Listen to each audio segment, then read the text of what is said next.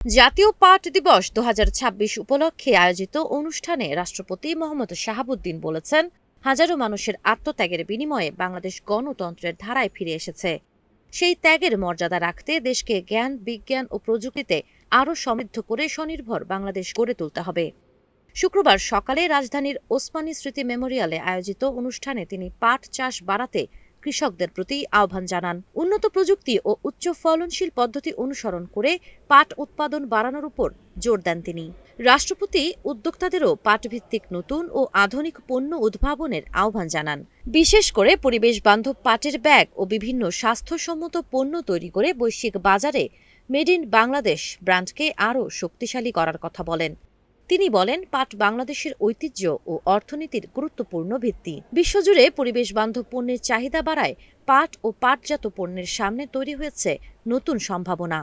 সরকার পাট খাত আধুনিকায়ন, গবেষণা জোরদার এবং রপ্তানি বাড়াতে বিভিন্ন পদক্ষেপ নিয়েছে বলেও জানান রাষ্ট্রপতি।